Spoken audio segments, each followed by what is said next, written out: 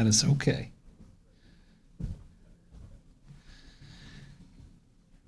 All right, everybody. It is 5 o'clock. We're here again. I know it's felt like we have done this so many days, but it's this type of persistence. It's coming together every day at 5. It's making sure that we are committed to defeating this coronavirus that is going to get us through this, that is going to make sure that we win, that is going to continue to save lives, and it's going to be one of the reasons that we pass this test of humanity. I'm very proud of the job that each and every one of you all are doing. And while we are not through this challenge, we know that there is light at the end of the tunnel, and that if we continue to work as hard as we can to flatten that curve, that we absolutely will come out of this. And I believe we will come out of this stronger. So let's make sure we say it and we believe it. We will get through this. We will get through this together. We will get through this. We will get through this together. One last time with me. We will get through this. We will get through this together. And we will get through this because we will keep doing those 10 steps to defeat the coronavirus that we've done every day. I know you feel like you have done it a lot, and you have, and that is why we are in the spot that we are in. The moment we stop doing these is when we see spikes in cases and we see our Commonwealth losing more people than it should. You know, the challenge of our times isn't supposed to be easy. It's not just that we go through some hardship for a month and then we say, okay. You know, the challenge of our times, if we're going to be a great generation and we look back at what the greatest generation went through, sure. You know, we're going to hit the time where we feel like we have been at this a long, long time. They spent years. We just need months. So again, let's make sure that with all the noise out there, that we remain as committed as we have ever been, because we are more united than we have ever been. Even with a little bit of news out there about those that don't believe this virus is real, we know. And we are together, not Democrats or Republicans, just Americans fighting this coronavirus. And you know what? We are together as Kentuckians. And I think we're doing a better job of that than just about anywhere. So your 10 steps, I'm not going to belabor them today. Healthy at home is the most important step. If you're not at work, if you're not getting essential supplies, if you're not getting exercise, we need you to be at home. The more you stay at home, the more people that you protect, the fewer deaths that we see, and the safer our frontline healthcare workers are. Healthy at home. Avoid crowds and gatherings. Again, no exceptions. No exceptions. We will find safe ways for people to do all of the things that we would typically want to get together and do. But every crowd spreads the coronavirus and risks the death of someone that probably wasn't even there, that didn't make the choice to ignore the guidance. So let's remember how important that is. Practice your social distancing. Know when to seek care. You all have been champions in this. The reason we have not exceeded our healthcare capacity is because Kentuckians have done their part, have understood the guidance, and then our healthcare system, just like our businesses and individuals that sadly aren't going to work right now, have made amazing sacrifices. We would have had our healthcare system overwhelmed long before now, but for our actions as a people. But we got to keep them up, because remember, we're still in the midst of this. So we got to keep that going. But once we know something's working, once we know it's helping us win, isn't that something that we keep doing and we make sure that we do what it takes to get through? kycovid19.ky.gov. Make sure you're washing your hands, disinfecting services. Sign up for benefits. We will have another update this weekend on unemployment. But I'll tell you, I will likely do that myself, or we will Skype in the lieutenant governor. Our folks in unemployment are working hard. I know it's taken them time to get to everybody, but we had somebody's property, their car vandalized here recently. Our folks here in government are doing the very very best that they can. They're working as hard as they can. I know it's taken too long. I know people are frustrated, but these are public servants working absolutely as hard as they can. Prioritize your mental health. We don't just want to get through this and through this together. We want to get through this strong, ready to restart our economy, ready to do so much in Kentucky that we have always dreamed about. I didn't run for governor just to try to get us through a pandemic. In fact, it's something that I could have never foreseen. But I'm still committed to advancing public education, to creating more opportunity out there for people. We're going to do it. If we can defeat a worldwide pandemic, and we can not just flatten, but seriously flatten a curve, folks, we can do anything else, especially if we stick together in the way that we have. Don't travel, just don't travel. And finally, report noncompliance. We always talk about our 10 steps plus one. You got to fill out your census. And you know what? We had, and were recognized by the census as the #1 state in the South for our response. That's a big deal, but we are still 17th. I know you want to be better than 17th. Again, just about 3%. 3% of Kentuckians said if you got online tonight and you filled out your census, it takes 20 seconds. Somebody asked me to mention that. I mean, it doesn't take long at all.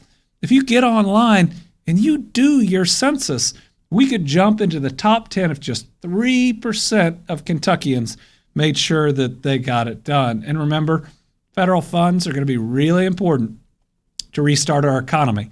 And we never know if they are going to be divvied out in manners that are determined by the census. Let's make sure we do our part. Let's make sure that we get those federal dollars coming in.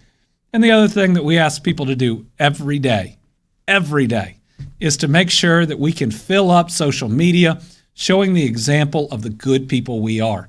We started off more than a month ago talking about being good neighbors. And the example of being a good neighbor that you all put on social media every day encourages everybody else to be a good neighbor. And it shows you that we are united. We are absolutely together in this, and we've asked you to use Team Kentucky, Together KY, Patriot, and Healthy at home. So here's a little bit of what we have today. All right, this is Maysville Community Technical College. Again, we have seen more businesses, more households light up green. We have seen different groups willing to deliver green lights. This is how we show the families who have lost people that we care about them, because we do. We absolutely care about you. We know losing somebody during this type of pandemic comes with its own challenges. It's a color of compassion, but it's also the color of renewal. Knowing we're going to get through it, and we're going to be able to come out of it in a way that is not just going to rebuild our economy, but I hope to take these positive steps that we have taken as people and coming together and making sure we carry that forward. A better world. All right, this is Kelly Construction, and as you can see, talking about getting through it together. Putting this up tonight because we're going to have a new normal coming out of this until we have a vaccine, and we're going to talk about it. It's going to take changes by us as individuals and how we do things. And while coming out of it is going to be very gradual, it's going to take a lot of changes by employers as well. And I thought that this was a really good example by Kelly Construction, just knowing what we're facing and how, as we come out of it, there are going to have to be some steps that we take. Oh, I thought this was great from the Litchfield Fire and Rescue. Our first responders have been incredible throughout this, knowing that they may be exposed to this coronavirus, but rising to the occasion. We appreciate them. All right, so this is Sydney's grandfather's 65th birthday. 65 is an important year.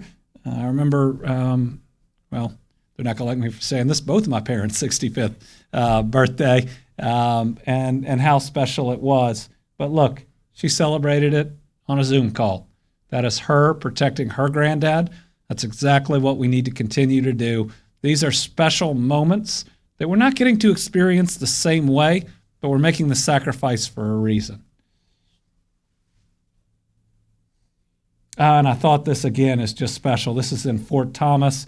We see so many making sure that they take the steps to recognize those we've lost. Just a symbol of compassion, a symbol of unity.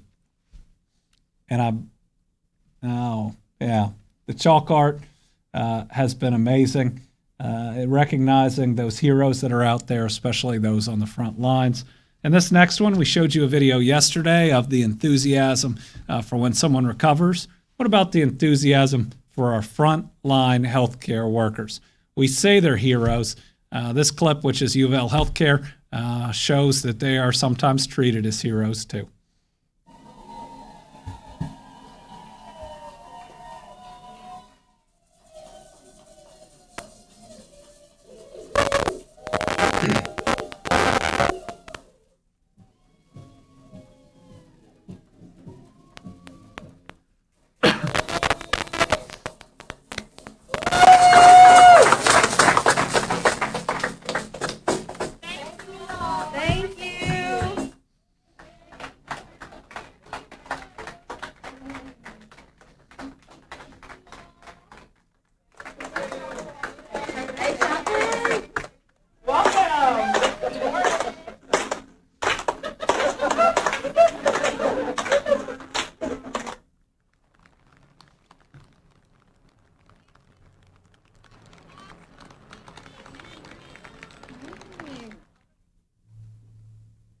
Well, and I hope that all of our healthcare workers out there know how special what they are doing truly is, and that we care so much about them.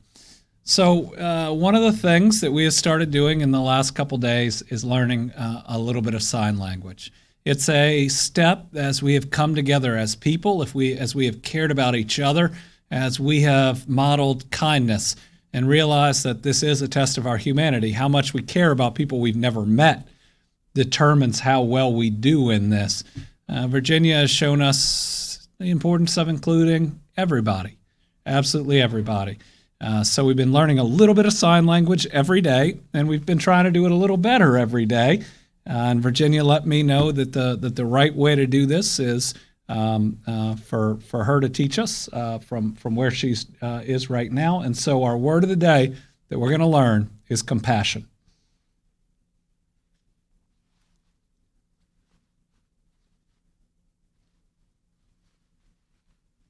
And we appreciate that, Virginia. Okay, we are going to go pretty fast so that we can get to both going through the president's plan that he put out yesterday, as well as our own indicator guidelines that we're going to be relying on timing of when and how that we can begin to reopen our economy. First, a testing update.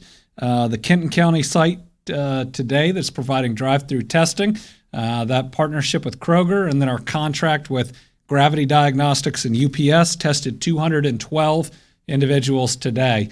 We are seeing the numbers that are tested going up. That's a real positive. We want to get the most tests that we can out of all of these facilities. So again, on Kenton's going to run through tomorrow, and then on Tuesday, we have 4 sites opening up, and if we can put up how to sign up for them, that is Madisonville, Paducah, Somerset, and Pikeville. And you got to fall in the criteria. Again, that's on the website, but you healthcare worker, first responder, symptomatic, or in those especially vulnerable population. Let's make sure that you get online. Remember, in any of the area in Madisonville and Paducah, that covers a lot of Western Kentucky.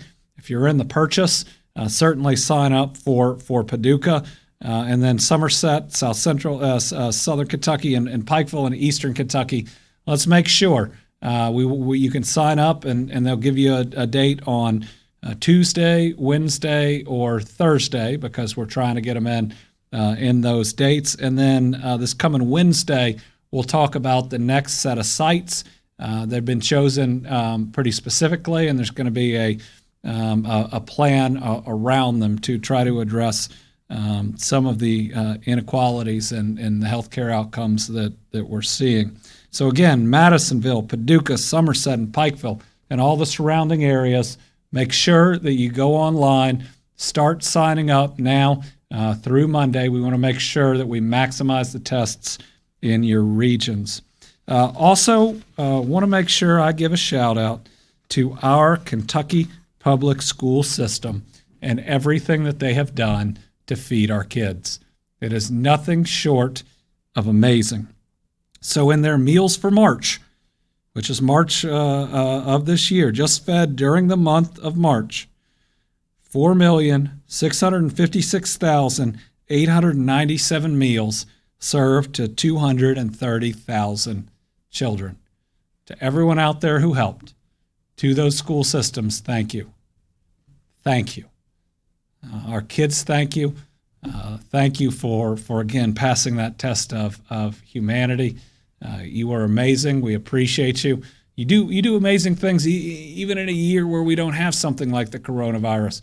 But just look at how you have responded. So to all of you, thank you for protecting our most vulnerable during this. All right, today we're going to go ahead and do our update on cases so that we can then move into some of the planning. So today turned out better than I thought it would coming from yesterday. As it turned out, a number of the cases that I thought we would see today were second cases of people who were recovering. In other words, they already had tested positive for the coronavirus, but to recover, having to have those next tests to show that you are now negative. So our total number of new cases today is 134. And while that is high compared to a number of other days, I expected it to be much worse. So that is, all in all, a good sign. That brings our total number of cases, again, after we adjust every day on duplicates and folks outside of Kentucky, to 2,522. Total number tested, 30,596. And one of our challenges here is some labs are taking 10 days to get the results back. And so, we talk about how many people today have tested positive. Well, one lab might have a 24-hour turnaround. One lab might have a 48-hour turnaround, and the other one is 10 days old. So know that's inside the numbers. It's something we can't control from the labs, but it doesn't just reflect one point in time. What it reflects is the testing that has come in. Folks ever in the hospital, 1,008. Folks currently in the hospital, 360, and that's down from yesterday. Ever in the ICU, 514. Currently in the ICU, 227, a little bit down from yesterday. Ever recovered, 979.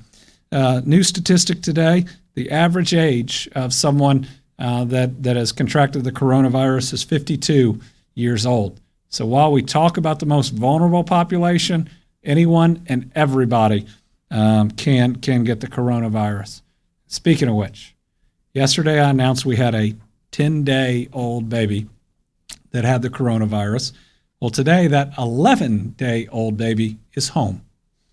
And from what I'm told, is doing okay. That is really, really good news. We'll try to keep updating you with the updates that we get, but let's remember that child's still dealing with this virus and everything else that a newborn has to deal with. So let's think about that child and their family. New cases by county, 24 in Butler. These are some of the cases from that long-term care facility, I believe, that are coming in. 9 from Kenton, 8 from Hopkins, 7 from Boone and Jackson, 6 from Christian, 5 from Warren, 4 from Graves and Jefferson, 2 from Boyd, Campbell, Davis, Fayette, Grayson, Hardin, Harrison, and Muhlenberg, and 1 from Allen, Boyle, Breckenridge, Caldwell, Callaway, Franklin, Grant, Hancock, Jessamine, Knott, Knox, LaRue, Laurel, Lincoln, Marion, Mercer, Oldham, Pendleton, Pulaski, Rowan, Scott, Shelby, Simpson, Trimble, Webster, and and Whitley. So again, as you can tell, it sounds like I'm just reading every county in Kentucky. And that's because the coronavirus is in every county of Kentucky, whether there is a specific case that's been reported or not. Today, I'm sad to report we have 8 new deaths. We continue to lose people to this coronavirus. It comes for those that are in the most vulnerable populations to us. Let's make sure that we light our houses up green again. These 8 families are just as important as every other family that we've lost. It brings our total number of deaths to 137. Those are 137 Kentuckians that are loved by their communities, and it's 137 losses to all of us. The new deaths include an 80-year-old female from Jefferson, another 80-year-old female from Jefferson, 64-year-old male from Jefferson, 83-year-old male from Russell, 93-year-old female from Graves, 96-year-old male from Russell, 73-year-old male from Jefferson, and a 49-year-old male from Muhlenberg. So let's make sure that we remember all of those that we have lost. Breaking down race and ethnicity, we know the race of 76.38% of all positive cases. They are 79.3% white, 12.33% Black or African American, 3.43% Asian, and 4.87% multiracial. Ethnicity of overall cases, we know about 70%. They're 93% non-Hispanic and 6.89% Hispanic. Of the deaths where we see the greatest disparity, we know 81.75% of cases 81.75% of deaths. We know that data. There's 77.68% white, 21.43% Black or African American, 0.89% Asian. So again, it's troubling, and I hope that not only we do what we should to address this during this outbreak, but I really hope that when we come out of this as better people, which I hope we do, that addressing inequality, especially in access to health care, is something that we finally come to the table and get done. All right, updates on a couple of facilities that we routinely talk about. Let's start with Western State Hospital. The best news there is the numbers are the same as yesterday. No new cases, no new deaths. That is positive news. Green River and more broadly our correctional institutes. We have one new staff member, and we actually have one new death, which is shown up here. We're making taking a number of steps in Green River, and we're glad that while the numbers of positives only went up 1 on the staff side, we hate the fact that an inmate, an offender, was lost. So this morning, an offender from the Green River Correctional Complex passed away in the hospital after battling COVID-19. 49-year-old male was admitted to the hospital on April 8th and tested positive the next day for the coronavirus. His family has been notified. The offender was serving a 9-year sentence out of Jefferson County for assault second and escape second, and had approximately 3 years left to serve on his sentence. Kentucky Department of Corrections has approximately 12,000 incarcerated offenders and 13 prisons and 4,000 employees.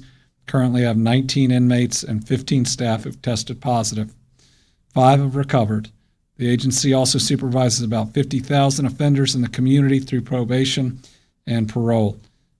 Kentucky Department of Corrections is working closely with our public health department and is committed to following CDC guidelines. We're also announcing today that in the Hazelwood facility in Jefferson County, we have 3 residents and 3 staff that have tested positive for COVID-19. And Roeder and Oldham County, we have the same as we had yesterday, just the 1 staff member. And then finally, in our long-term care facilities, again, this is one of the populations that is most at risk, And we'll talk as we go through our plans and the guidelines and when and how we loosen restrictions, we open up our economy. Our ability to protect those in our long-term care facilities is absolutely critical. So today we're reporting 30 new residents and 10 new staff have tested positive for the coronavirus, with 5 new deaths. This is the real challenge. We are seeing it all across the Commonwealth. Tomorrow, Secretary Freelander is going to specifically talk about new steps, because we've taken steps, but new steps we're taking to care for those who are counting on us. Now I'd like to invite Dr. Stack up.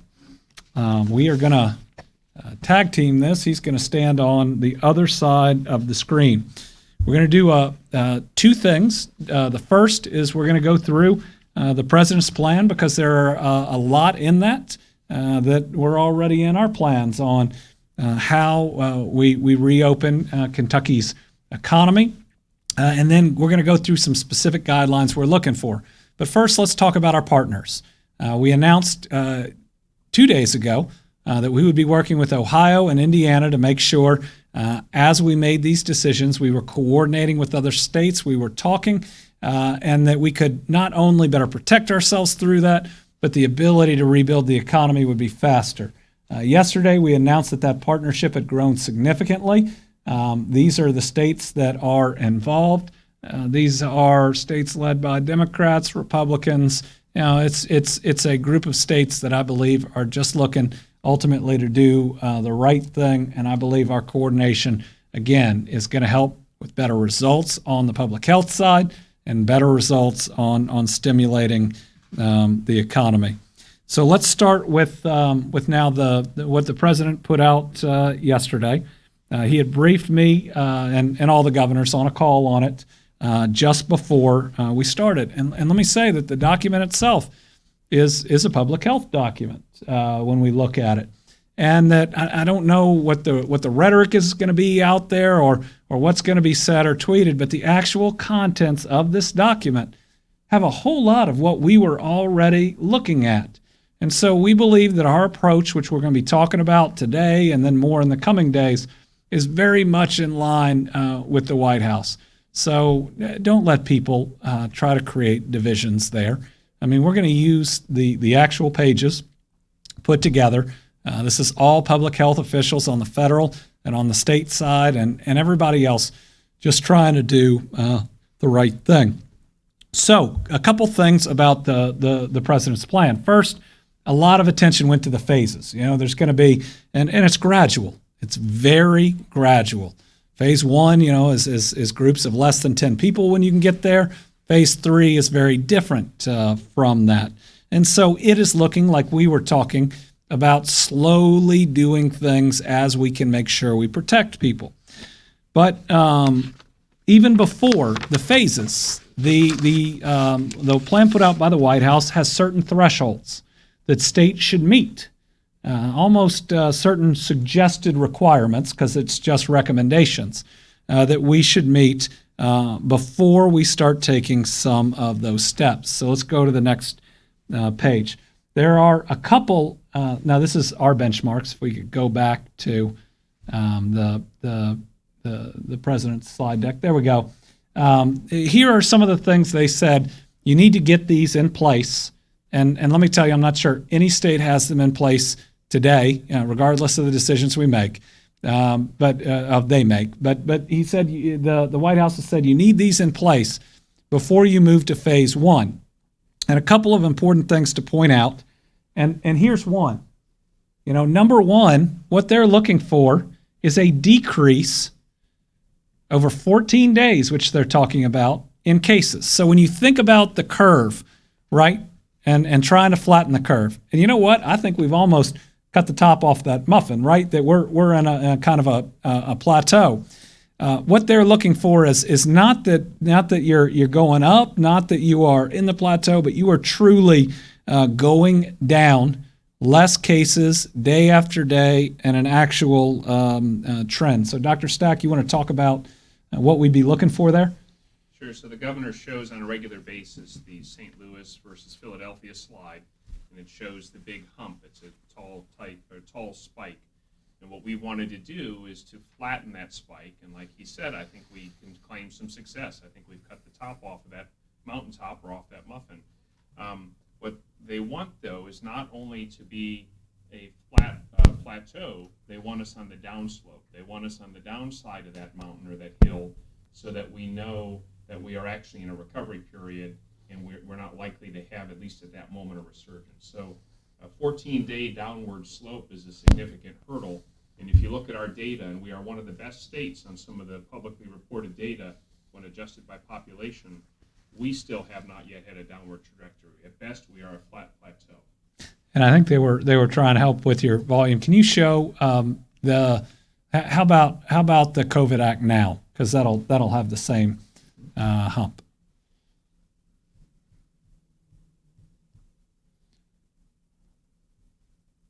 Okay, so what Dr. Stack is saying is we can't be going up, we can't be at the top. We have to have proof that we are actually going down. When we talk about what we think Kentucky's doing, which I think is better than any model we've seen, it's slicing through that upward part, but still the number one thing that the White House is saying that we need to see that will give us guidance is 14 days of actually coming down. We've got to be over here. We've got to be on that far right side. Okay, can we go back to the slide deck from again the White House? All right, so that's number one. What they're talking about. Number two, when he comes back, is just to the other side of that, and that is talking about a decrease and ultimately no patients that are cared for outside of kind of our normal healthcare system. So not seeing patients in state parks and field hospitals or in hotels. So what we need to do is one of the big reasons we've done this is to make sure that the existing healthcare community has the capacity it needs to care for all the patients who need care. So what the president has suggested here, I think we would agree with, that the existing healthcare community, that means hospitals, clinics, doctors' offices, have to have the capacity needed to treat both all the folks who regularly need care, and also we'll add they have to have the ability to have a surge capacity so that if we have a resurgence or return of the disease, which we'll discuss a little bit later is a very real likelihood, that we have to have the capacity within the existing healthcare system to provide those needs. So number one, again, this is from the White House, 14 days going down. Number two, to make sure we are operating well within inside our normal healthcare capacity and that we can prove that. Number three, they've got, which is the bottom right as you're looking at it, which is robust testing for our healthcare workers, for those who are taking care of people who may have the coronavirus, or as we want to open up healthcare, making sure that those that are providing other services outside of it are not spreading the coronavirus. Now this is, my volume is fixed. So this is now a real problem still. We have laboratories who are coming online and able to do tests, but we don't have the little swabs. I showed you that one day here at one of these events. We don't have the swabs we need to do the test. And so what we have to have is not only the current capacity, but the proposal actually, and we'll show this on the next slide in a minute, actually requires us to be able to test at a scale that no state is testing right now, and with a frequency over and over and over that no state is able to do right now. So we agree with this. We need to get the testing capacity rapidly up so that doctors and offices and hospitals can test whenever they need to a much larger number of people. All right, let's go to the next page of this. And let me just check because people are watching. Can people at home hear? Okay, good. More so him than me. All right, so again, these are all preparedness.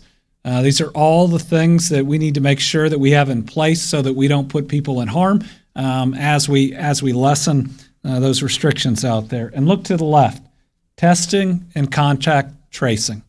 The White House is saying that every state needs to make sure they have significant testing capacity and then the ability to get back where we haven't been in a little while to when somebody has been rapidly tested, tracing all their contacts, ultimately isolating those that have come in contact.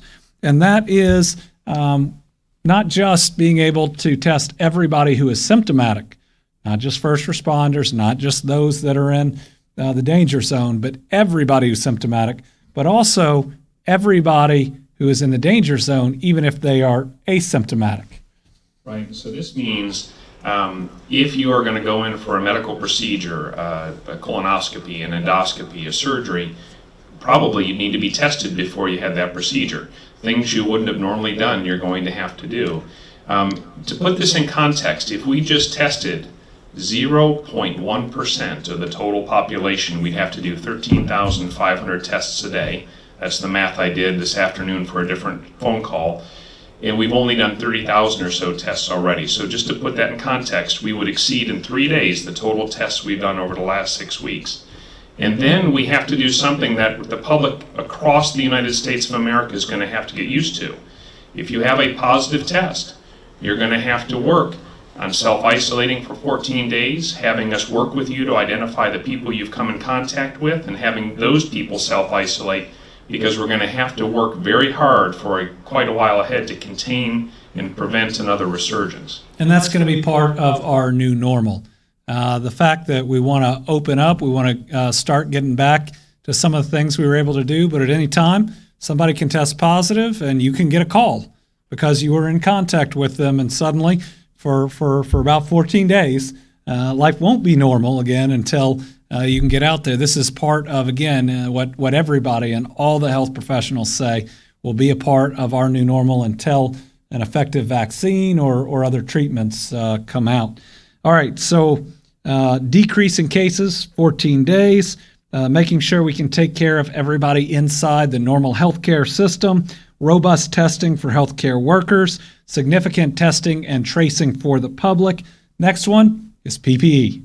It's the ability to overcome the dearth, the difficulty in getting PPE, especially on the private sector or healthcare side. You've heard us talk about this on a regular basis about personal protective equipment. At this point in time, every hospital and every other healthcare entity in the state of Kentucky who wants PPE from the state has to report every day at 10 in the morning their availability of PPE, their burn rate, and then we have to push that up to the federal government.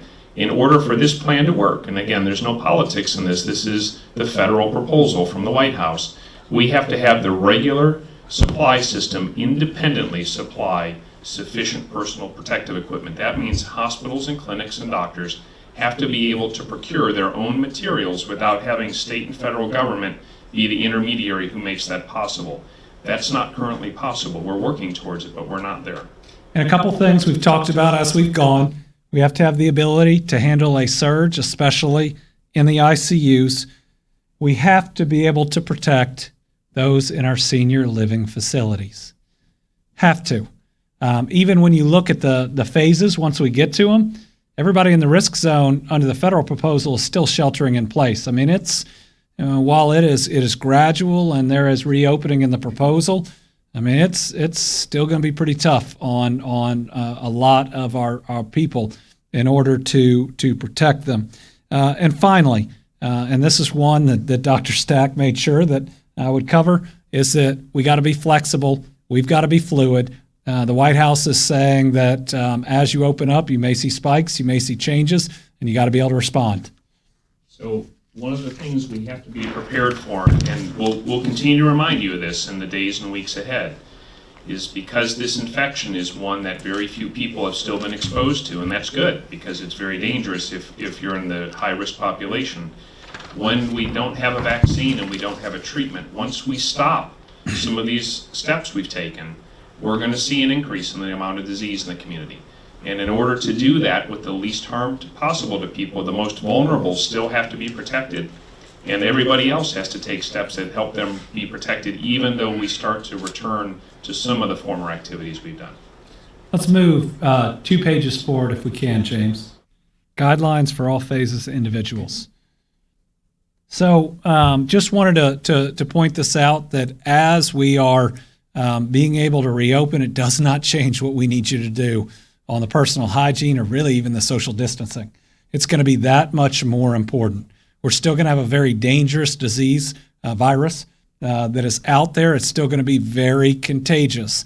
And so everybody's going to want to think, well, we can do that one or two extra things. We don't have to wash our hands as much. We don't have to wear the mask. We don't have to. No, we're going to have to do it almost twice as much.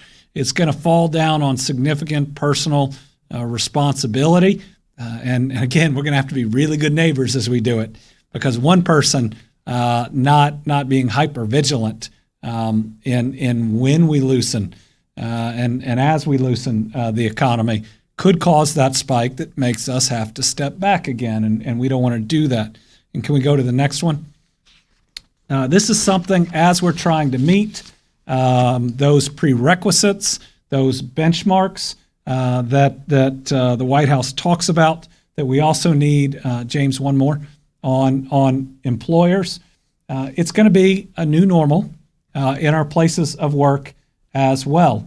I mean, if you look at this, social distancing and protective equipment, we need to get to a place where we have PPE not just in sufficient supply for our healthcare, and we're going to be talking with our healthcare community a little separately, because once they have enough PPE to withstand a surge, we want to be able to open them up to be able to do some different things, get people healthy, make sure their systems are coming up. But also in our industries, we're going to need social distancing, protective equipment.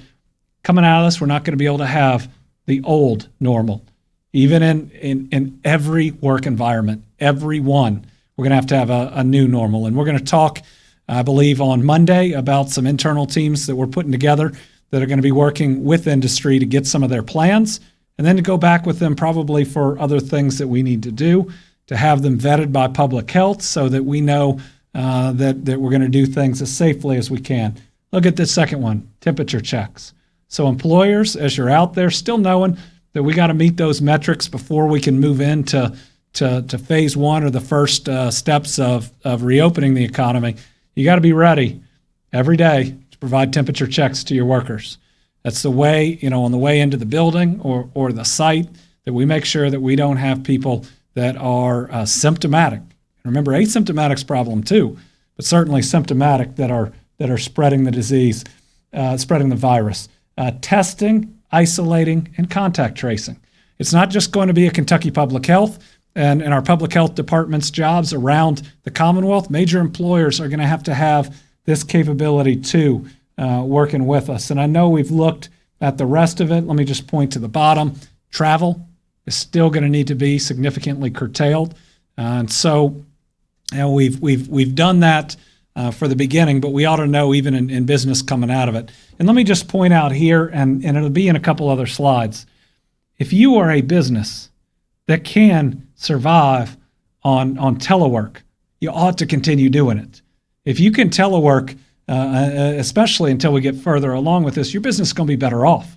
You're going to have less likelihood of losing a portion of your workforce to being quarantined. It's certainly what is best for your employees.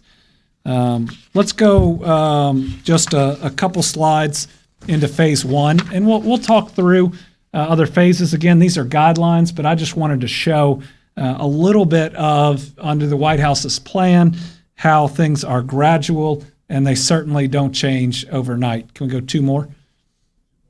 Yeah, into phase one, individuals.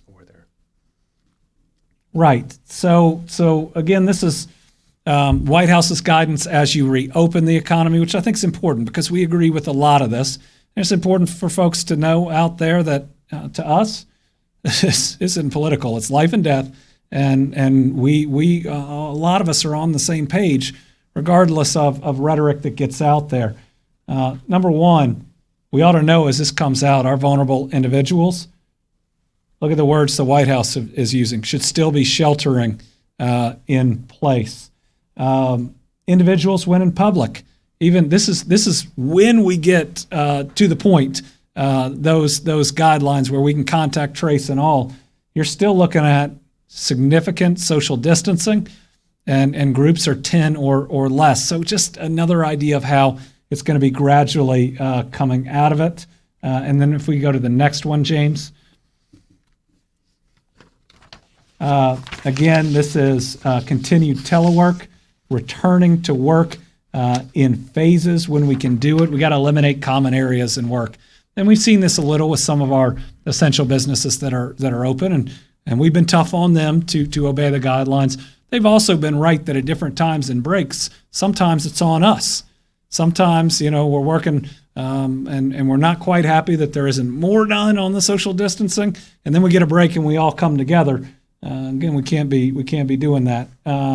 Special accommodations for those in the vulnerable population. This is going to be tricky. We got a lot of laws that are out there on this, but if your workforce has a number of people that are in this, think about the accommodations that you could make to protect them. And let's just go one more, if we can, James. One. I just wanted to point out that even in that opening, and even with the White House guidance, when we get here, they're still saying school and youth activities can't do. They're still talking about bars can't do, though there are certainly some openings there. We'll talk through 2 and 3 at a different time, but I thought this was just a real opportunity to talk through their plan, because again, I think we should be united as Americans. We don't disagree with just about anything in here. I mean, it's a good public health document, but understand first we've got thresholds we've got to meet, and then the reopening will be gradual. And as we've shown you, there are very specific things that you can now watch, like the numbers over 14 days, like our testing capacity. We're going to be spending significant dollars from the CARES Act on the contact tracing, and there are things that employers can start doing right now to prepare for what we will eventually be able to do. You want to add anything before we go to? No, sir. Okay. So based on that, and based on some shared principles with other states, Dr. Stack and I wanted to show you what we consider some of our major benchmarks in Kentucky. This is a big part of our plan for reopening, about what we are watching and when and what will guide us on when we can do what we can do. Number one, pretty simple. It's the number and rate of new cases. White House talked about the 14 days. We actually think that's pretty decent. And this will fall directly on Dr. Stack as our Commissioner of Public Health, looking at the data. And so for that, just to remind you, we want to look for a 14-day downward slope in the cases. That's a long enough duration to feel confident that it's not just day-to-day variation, but a real trend. Okay, number 2, and again, this is coming as where we were. It's also in the White House guidance, our testing and tracing capacity. Now, I believe that there's some that there's some misinformation out there on the testing capacity versus reality, right? So we got 15 rapid testing machines that I think Abbott manufactures. Those are 15 machines. That's great, but we only have 100 kits that can go through them, right? So the reality there is you can only test. I got to make it a little better, but it's 120 kits. 120. So we got 1 kit per county, so we can test 1 resident per county in a state of 4.5 million. Now, we did get 96 more kits, so it's a little bit better. So our job and what we're working on, and we welcome any help from the federal government, because, again, we're bidding against every other state, we're bidding against other countries, is to take our testing capacity and to boost it as much as we can. And admittedly, Kentucky, we're at a little bit of a disadvantage. We don't have a major national lab in our backyard. I think New Mexico has a big one there, and a couple of other states do too. Now, what we've got are some amazing entrepreneurs and universities that are helping us. Where we are today versus where we were 3 weeks ago is significantly changed because of Gravity Diagnostics, U of L, UK, Solaris, and a number of others that are out there. But we're going to have to see increased capacity because, again, as we increase those contacts, as we reopen the economy, we need to be able to test a lot of people to make sure that we can step in and intercede. And we need different types of tests. And just we won't dwell on this today, but there's the ones we traditionally use where we use the regular labs and that takes a few hours on the machine. There's the Abbott rapid test. We need a lot more rapid testing capacity so you can just go in for a procedure, get a test, and they can approve you in 15 minutes. And then the immunoassays that some are working on are going to be very, very important in the weeks and months ahead. All right, so next is PPE availability. I feel like the last month of my life has been trying to buy PPE when it almost doesn't exist. We have had much better luck. We think that there are some positives in the market right now, though we certainly need them to be better. We just received a number of N95 masks from FEMA. It's not in the 100,000, I think it's about 80,000 or so we got, and we definitely appreciate that. This has two parts. This is both PPE in our healthcare system, which will determine how quickly we can open up other areas of the system. The reason we shut down elective procedures and a number of and other things are, I guess, two reasons. One, the honeybee, which you talk about, but number two, that so many of those take PPE. Right. So when we start to think about opening up a little bit more from where we are, again, it's not going to be what we went into this with, because we're going to have to make sure there's enough of this PPE. Now, remember, there's a couple reasons for that. One is we have to keep the healthcare workers who are treating patients safe. I think we have an ethical obligation to do the best we can to keep them safe. But we also have an ethical obligation to keep you, the patient, safe. And so if you go into a hospital to have a simple procedure, you should not leave with the coronavirus. And so we have to make sure we keep both the healthcare workers and the patients safe, and the personal protective equipment is the way we do that. All right, next piece is ability to protect our at-risk populations. So we got to think in every step that we take, how many of those contacts are likely to get into our senior living facilities, our prisons, and any one of our jails, those types of facilities where people might be vulnerable for different reasons. So every day now, the team that I supervise and myself sometimes are involved on these calls, we are learning how, in a new world, to better support these vulnerable populations so we can intervene quickly, contain the disease as rapidly as possible, and help keep people safe. We're going to have to continue to get much better at that, because we're going to be doing it throughout the rest of this year as we keep people safe. All right, next one is ability to social distance and comply with CDC guidelines.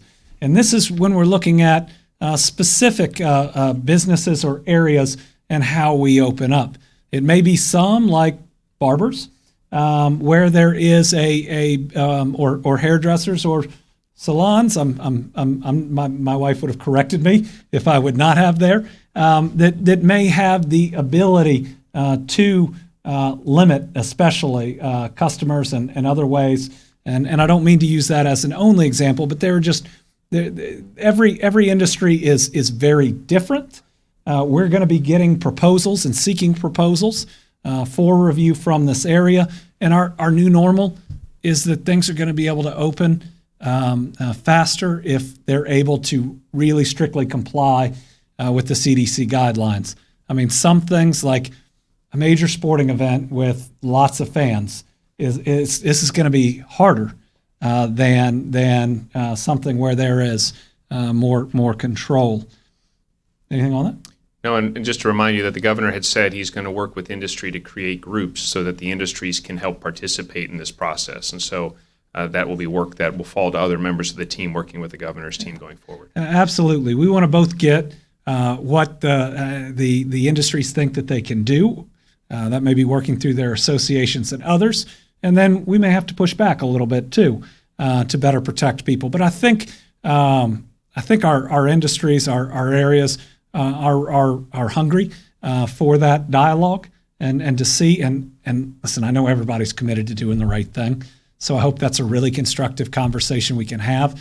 It's been very few groups that haven't been 1,000% on board with this. It's been humbling and amazing to see. All right, next 6 is our preparedness to deal with a possible future spike.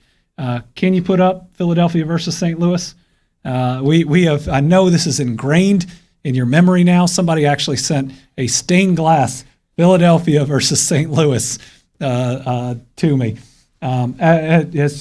In the time that's coming up, remember, Philadelphia is just that peak and it's gone. But then let's look at St. Louis. Look, this is a future spike. So what we don't want to do is we come and we've plateaued, I hope, and that we won't see the first round curve, but as we come out of it and down, that we don't have the resources and the preparedness that we've worked so hard to have if there is a second later spike. We're seeing it in Japan. Correct. And so if you look at these various public websites, but there's one that's COVID-19 spelled backwards. And if you find that website, you can search by country and you can see Japan was plateaued, which is similar to where we are now, we hope, and then eventually going down, but they started to climb upward. That's the second peak that you see in the St. Louis graph here. And remember, the second peak killed more people than the first peak. So we want to make sure we don't have a big second peak, even though the overall total is lower. And we can go back to our benchmarks. The last benchmark, with one kind of guiding principle on top of that, is the status of vaccines and treatments. Obviously, this is out there.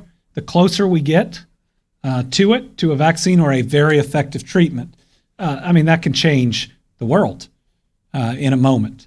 And we're certainly encouraged and want somebody to get there as quickly as possible. That's how we get back to something more resembling our old normal than just living in our new normal. But under all of this is the important proposition that we got to be fluid, we got to be flexible, and we got to be ready to make adjustments. Right, and so just to remember, the vaccine won't be till 2021 at the soonest, so that's going to be next year. Some of the early treatments people had hoped about are turning out so far not to be very successful, but then there are other treatments that are showing more signs of success. So we have to be hopeful that our scientists and our medical researchers are going to come up with some innovations that can help us.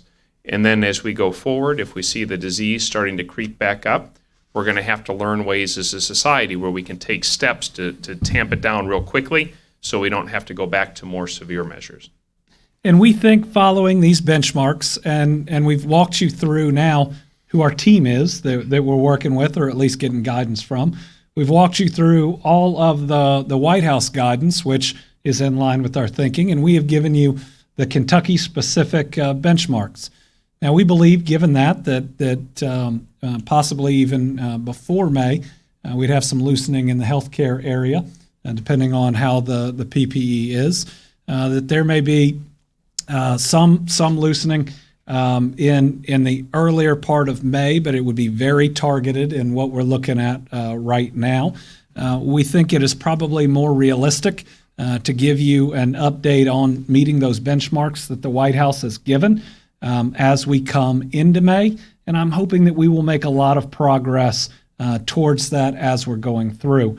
And while I admit that that is not a date certain, I hope it does give you what we're looking at, where we need to be, and again, that I hope we're looking at least until we can do some things, weeks, but that we see the ability to really start opening up in some small ways, maybe leading up to May, and some other small ways in May, and then have a lot more optimism as we get towards the end of it.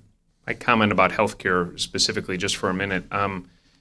Thank you. You've done a wonderful job following our requests that if you have minor illness to stay away from in-person services and use telemedicine or the telephone. So thank you. I do want to say, if you think you're having a heart attack, you think you're having a stroke, you think you have appendicitis, please contact your physician or seek medical care. All along we have said that, and I think people's concern, rightfully, to avoid the coronavirus has had some perhaps stay away when they should have sought care. So use good judgment, and if need be, contact your physician for guidance on the phone. And as we open things up gradually, remember, telemedicine, telehealth, just like telecommuting, is going to be a new part of our lives in a way it was not before, and not everything is going to resume like it first did. We're going to have to prioritize the backlog of patients who have more urgent conditions who need to get in more quickly before we return to more routine things.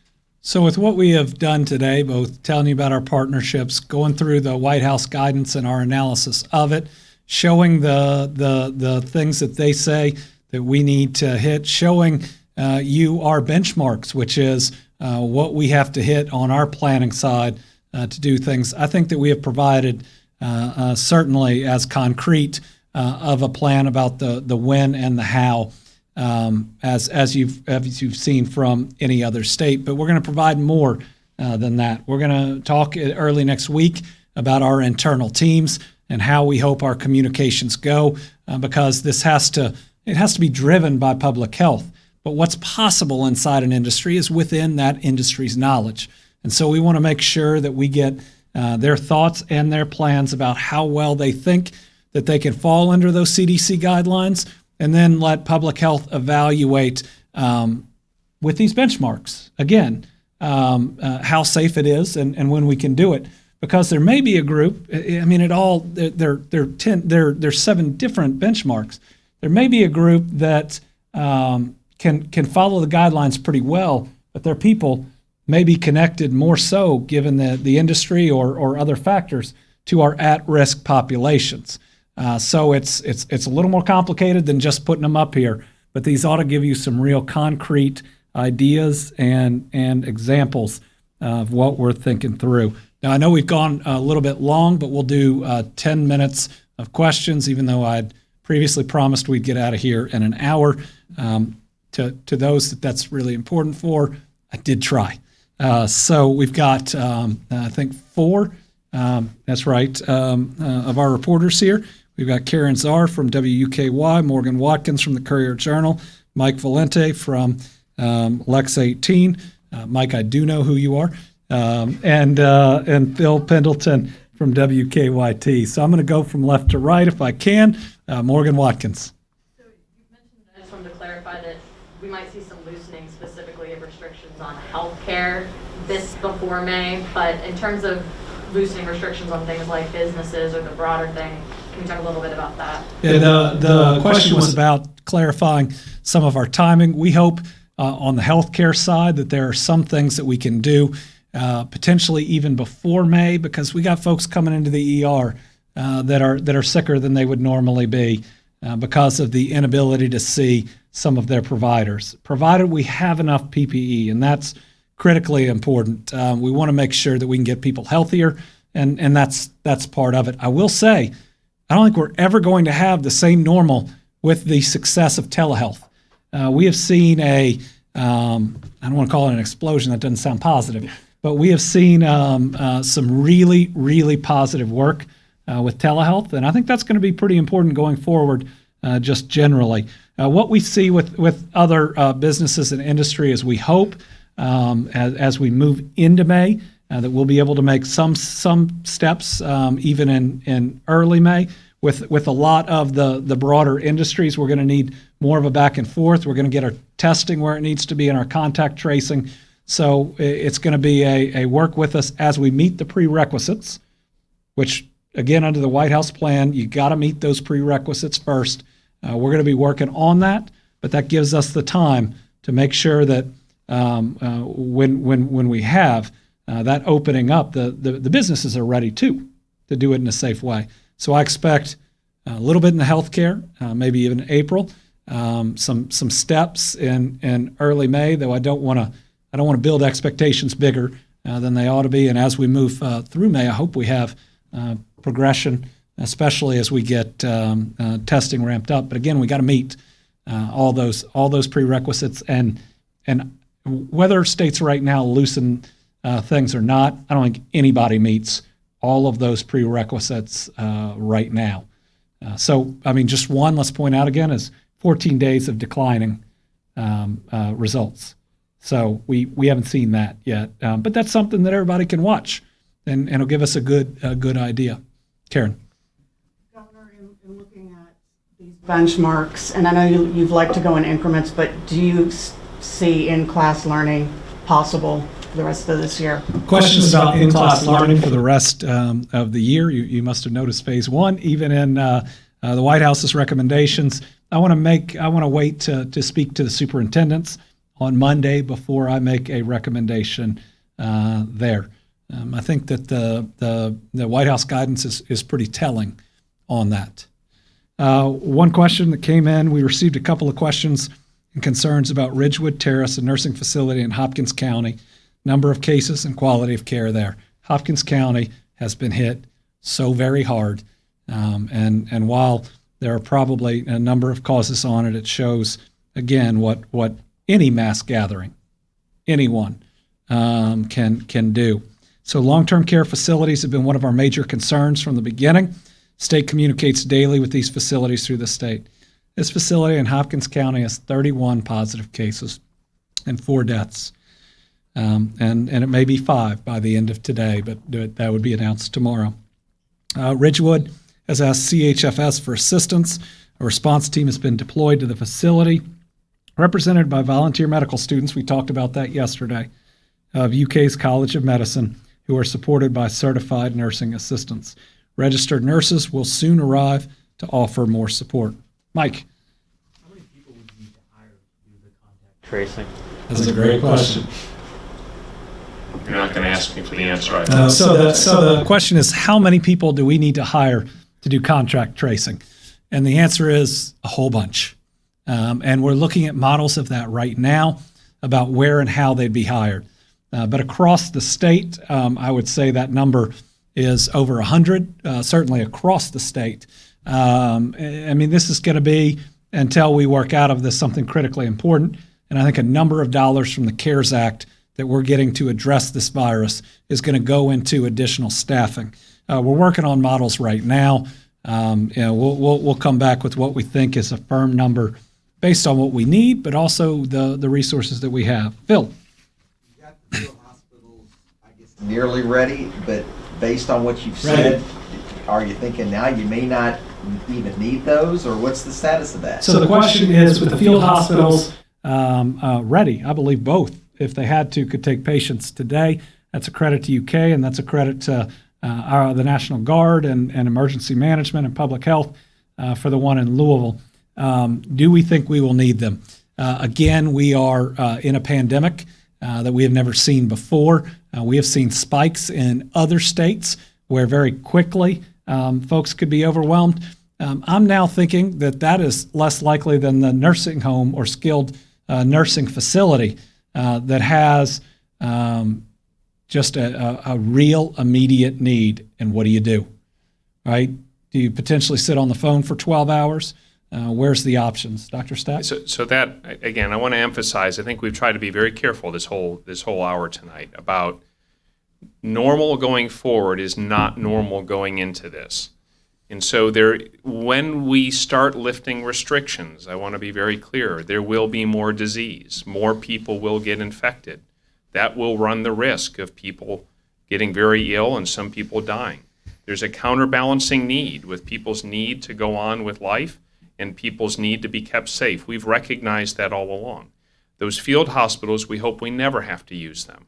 But the fact that this disease will still be with us until we find a vaccine or a way to cure it quickly so people don't suffer harm means we're going to need facilities like that available should this take off in a way we hope we don't ever see. Morgan.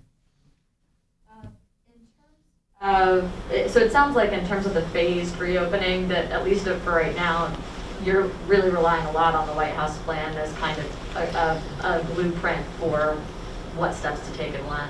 So the question is, in what we're doing right now, are we relying a lot on the White House plan as a blueprint? I would say that those benchmarks that we had written before, and the White House's plan came with pretty much the same ones. And that's because they're being driven by public health. And I appreciate that on the federal level, they're being driven by public health. They're sure as heck being driven by public health on the state level. That just means we're all on the same page. And I look beyond any of the political back and forth when you actually get down into the meat of the guidance and the recommendations. We're all on the same page for what and when it's possible. And I'd say don't just listen to the good stuff, that what makes good TV or good print. Actually look down into the plans, and you'll see just about everybody agrees on the steps we ought to take. Karen. Dr. Stack, a lot of people have asked us, what is considered a good supply of PPE? Because we don't understand potentially, like, per day what would be needed. So let's say we got nothing in, right, from this point on. How long does the PPE that we have, would that last? All right, so I'm working with the healthcare community for us to try to come up with this. So remember, before this all happened, so if you went to just January of 2020, a lot of these hospitals worked on 3 to 7 day just-in-time supply chains. They ordered stuff, it was continuously coming in. They didn't keep lots of inventory on hand. Now we have to live in a world, so we never had to catalog it this way at this scale. Now we live in a world where they're going to have to keep on hand what they need for their 3 to 7 days of operations, and I anticipate there'll be a need for them to keep a separate supply on hand in case there's a surge. But we're in dialogue with them. I'm in dialogue with them to try to come up with something and benefit like we will with every other industry for what they think is sustainable and reasonable, and we'll try to find something we can all mutually agree on. But right now I don't know, but when we come up with that, we'll be happy to share it. And I think this country has learned that the ability to domestically produce / manufacture PPE and to store it is an issue of national security. I don't think it was considered that before, but it sure as heck is now, and we got to make sure going forward that we have what we need on hand, because it now seems like things that only happen every 100 years happen a lot faster than that. Mike? I have another question for you, Dr. Stack. We've heard a lot about hydroxychloroquine, but today the NIH is saying that remdesivir is showing a lot of promise. What are your thoughts on remdesivir versus other antiviral therapies? And also, do doctors have broad discretion to guide or provide remdesivir to their patients? So I'm grateful for that question. So I think one of the things... Can you repeat it? Oh, yes, I apologize. The question is about various treatments. There was enthusiasm, and the example was used with chloroquine or hydroxychloroquine, perhaps not being shown to be as helpful, and now remdesivir, which is an antiviral, and excitement and enthusiasm about that. I would have to broaden this. I would say we follow what the research community and science community does, and of course, if we find things that are proven, we will share that and disseminate that. The Department of Public Health is not in the business, though, of doing fundamental research and therapeutic development. That's the Food and Drug Administration and the research scientists. We will recommend things when we feel the level of confidence that they work justifies recommending it. I think you heard the science, the medical community hesitant to endorse some of those other treatments early on because the evidence was not yet there. And I think we're finding some of those treatments aren't in fact going to be sort of supported by evidence. Hopefully remdesivir works better. Hopefully immunotherapy works better. Hopefully we come up with even more treatments going forward, but it's too early to endorse any of them. They're all still currently in research stages. Last one, Phil. Based on what you said about the vaccine next year, should Kentuckians be prepared for basically some kind of restriction being in place for the next year? The question is with where the vaccine is, and I don't think any of us really know, except that we really hope, and we really do hope, should we expect to be in any type of position like this next year? I'm going to give my thoughts, and then we'll turn it over to somebody who knows a lot better than I do. I think that if there is not a vaccine by this time next year, first of all, the world will already be very different. We'll still be engaging, if there's not one, in social distancing, not to the extreme that we are right now. We won't be in full healthy at home, though I hope we're always healthier when we're home after this. But the way we work is going to be different. What we do in public is going to be very different. The way we socialize is going to be very different. And so just with a new normal, you would not see first, I think, the same spread because we'd be in a different place. But I also think it would be turning the key to stopping an increase in cases would be a little easier, even though it certainly lags in time. Significant additional testing capacity, ability to trace contacts and immediately quarantine. That's something that none of us have lived through, but it would be very different than what we've lived through right now. I think while if there's not a vaccine next year, we'll still be dealing with this. The way we deal with it will be vastly different, and the disruption to our lives will be significantly less. I'll just say I'm grateful to work for a governor who does most of my work for me, and I don't need to add anything further. I'm glad to have a commissioner of public health that has been patient with me and has helped teach and guide me. All right, folks, I know we went long, but I know that you've been anxious to see what's going to guide us and how we're going to go. I think with this, we've provided you with more information and transparency, which has always been my goal. than just about anywhere else. I will always answer your questions and answer them honestly. We are going to work hard to reopen our economy. Nobody wants to eventually move to a period of time where we're not announcing deaths every day at 5 than me. Let's just make sure that we do it smart, we do it safely, and that's what everybody out there wants, including our business communities and others. You have sacrificed so much. You have not just flattened a curve, you're going to create something that we can't even describe probably as a curve by the end of it. What you have done is special, and I believe it's going to be historic. So let's make sure that we are resilient as we are working to slowly move out of this, that we don't let our guard down, that we don't start focusing on the next game until we win this game. Lives are depending on it, and I know you're up to the challenge. Finally, remember, even with all this information out there today, we lost Kentuckians today. Their families are going to be mourning, and let's make sure that we give them the respect. Our flags are still flying at half staff because we've lost over 100 Kentuckians. Let's make sure that we light our houses up green, ring the bells at 10 o'clock tomorrow. We're going to end with a little video, a little inspiration for all of us. We need to keep our spirits up to make sure that we win this fight. We're going to get through this. We're going to get through it together.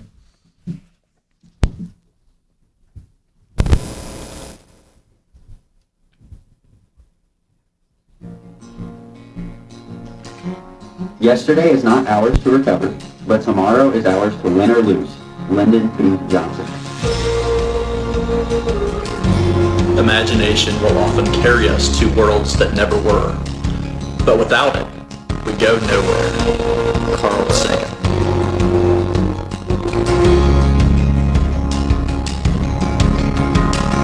The world is now too small for anything but brotherhood. Kyle David. We are Team Kentucky. Stay healthy. at home.